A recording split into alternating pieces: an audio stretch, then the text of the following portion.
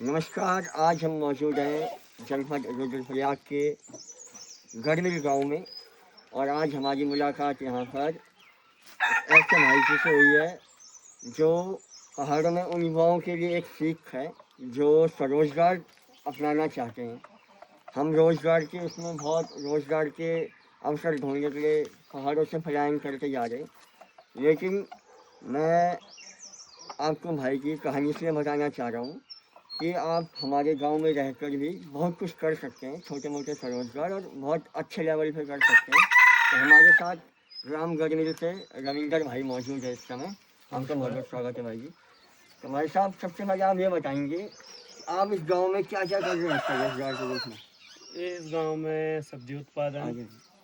मुर्गी पालन और बागवानी इत्यादि पे काम कर रहा हूँ अभी। अच्छा तो मौन पालन अभी शुरू किया है, मधुमक्खी पालन। अच्छा। उस पे भी अभी मैंने इन फ्यूचर अभी मैंने स्टार्टअप किया है। हाँ, तो बाकी पहले से कर ही रहा हूँ सारा काम, अच्छा। खाली मधुमक्खी का भी आपको स्टार्टअप कितने साल हो गए काम करते करते? करीबन करीबन 8-9 साल हो गए 8-9 मुझको। साल हो गए। और कहाँ सीखा आपने? ये मैंने पहले से इंटरेस्ट भी था इस काम में, मैंने मजा आता था ये काम करने। फिर मैंने इसी को इनकम का मैंने बाहर गया मैं काम करने, अच्छा। फिर लॉकडाउन में रिटर्न हो गए हाँ, और फिर मैंने इसी को इनकम का जरिया बनाना शुरू किया। शुरू कर दिया।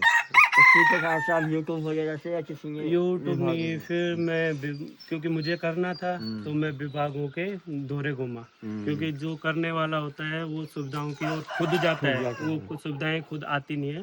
तो फिर ट्रेनिंगें ली, कभी पंतनगर जी भी, पंतनगर सुना होगा, हाँ हाँ हाँ। वहाँ से ट्रेनिंगें ली। थोड़ा बहुत इंटरेस्ट पहले से था भी, बचपन से काम कर रहा हूँ मैंने, ऐसे हल्का फुल्का कर ही रहा था। हाँ। तो मैंने वो नॉलेज धीरे धीरे धीरे, क्योंकि इस फील्ड में सीख का मैंने ग्राउंड लेवल पे सीखा जाता है, जहाँ काम कर रहे हो वहीं से सीख मिलती है। ना कि मैं अगर कोई थ्योरी पढ़ाएगा ऐसे होता है वैसे होता है, वो नहीं है, खुद सीखा जाता है। खुद से सीखा जाता है। तो चलिए एक बार भाई के जो काम है यहाँ पे उनको भी दिखाते हैं आपको। ये बताइए भाई, ये क्या बनाया था आपने? ये मैंने कृषि विभाग से लिया है, जियो लाइन टैंक है। ये एक मैंने सिंचाई के लिए बनाया होगा टैंक है, इससे मैंने पानी का अच्छा वो है, स्टोर करो और इस्तेमाल करो। ये नीचे खेत में जाता है या? हाँ नहीं, ये पॉली हाउस, जहाँ पॉली हाउस है अच्छा। उस साइड भेज रखा है। अच्छा। ये माने जैसे हमारे घर के इस्तेमाल के लिए भी हो जाता है, पशुपालन के लिए भी है और सब्जी के लिए भी है। इसमें आपको मतलब ये लोन लेके बनाया आपने, सब्सिडी तो वगैरह? ये विभाग मने देता है फ्री ऑफ कॉस्ट, तो कंपनी को टारगेट देता है, हमें खाली फाउंडेशन बनाना है, फाउंडेशन हमें खुद बनाना है, बाकी सारा कंपनी देती है। इसकी कॉस्ट है करीबन करीबन 1,08,9 हज़ार करीबन है तो इसकी। मतलब कंपनी से वसूलती कैसे आप लोग जो ओ उत्पादन अब करते डीबीटी हैं? का वो हो गया, गवर्नमेंट हमारे अकाउंट में पैसा डालती है और कंपनी बना के देती है, हमें वो पैसा रिटर्न करना पड़ता है मतलब तो जिस जिस चीज़ पे कंपनी आप। को टारगेट दिया होगा। ठीक है ठीक है। तो चलिए आप भाई ने मुर्गी मारा भी बना रखा है यहाँ पे, और यहाँ पर भाई ने अलग अलग प्रकार की जो प्रजातियाँ हैं मुर्गियों की, हाँ, उनके बारे में बता दीजिए जरा। मैंने यहाँ पे असील पाला है, बैंटम पाला है और प्योर देसी ऐसी है कि मैंने घर पर्पज के लिए भी और एक्स्ट्रा निकल जाता है तो मैं बेच भी देता हूँ। ये है यहाँ पे प्योर देसी है, ये बच्चे निकालते हैं सारे। कड़कनाथ भी है यहाँ पे? हाँ कड़कनाथ भी है, तो मैंने थोड़ा थोड़ा शौक के लिए सब चीज रखा है। अंडे वगैरह देती है? हाँ अंडे देते देती है हैं, अंडा। वो बच्चे भी निकालते हैं, खुद बैठ के सेज के अंडे बच्चे निकालते हैं। ठीक ठीक ठीक। अच्छा, पॉली हाउस में आपने हमने देखा गोभी वगैरह भी लगा रखी थी। हाँ गोभी है उसमें, करीबन एक साइड आलू लगाए थे, 50-60 किलो आलू निकला। और जुकनी देखा होगा आपने, वहाँ पे जुकनी लगा रखी है और 56 टिंडा है। अच्छा और 9 महीने से हम लौकी खा रहे हैं उसके अंदर से। अच्छा। मैंने पॉली हाउस ऐसा जरिया है, पॉली हाउस सबसे बेस्ट लगा मुझे। पॉली हाउस में ये है ऑफ सीजन का, तुम कुछ भी ले सकते हो, जैसे अभी जिस चीज़ का सीजन नहीं है हम उसमें ले सकते हैं, पॉली हाउस ही है। Poly house. अच्छा, जैसे फिर आप इसका मार्केट में लेके जाते हैं या अपने आप ही उपयोग करते हैं? कुछ तो गाँव पे निकल जाता है, जैसे जो चीज़ ज़्यादा निकल गई, जैसे गोभी, पत्ता गोभी ज़्यादा लगाता हूँ क्योंकि बंदर नुकसान करता नहीं है, तो वो ज़्यादा लगाता हूँ। तो कुछ मार्केट जैसे कोई शादी ब्याह का आया तो वो ले लेते हैं, उनको मैंने कम रेट पे स्टॉक में दे देता हूँ।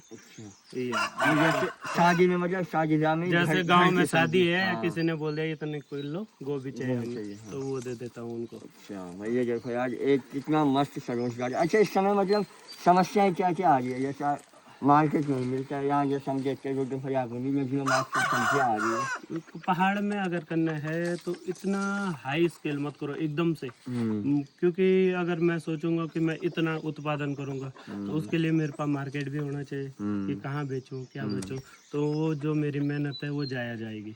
तो ये है कि मैं जो हमारे पुराने लोग करते थे पारंपरिक माने तरीके से, माने सामूहिक खेती करते थे ना, तो सामूहिक खेती की तरह करो, थोड़ा थोड़ा थोड़ा थोड़ा माने थोड़ा थोड़ा रिटर्न कहीं ना कहीं से आता रहे।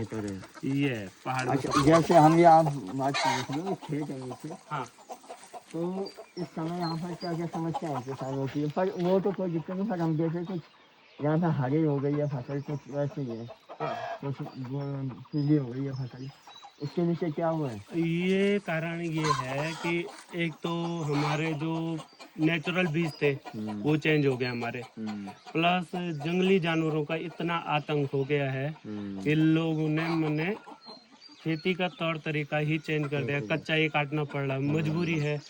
रात को क्या होता है, किसान की सबसे बड़ी सुविधा है 6 महीने काम करने के बाद जब फसल काटने का टाइम आता है तो सुअर उसको पूरा तहस नहस कर लेता है। तो इससे थोड़ा गवर्नमेंट को मने बहुत वो लेना पड़ेगा। यही अच्छा, जैसे मतलब आप राशन पानी क्या क्या लेते हो बाहर से?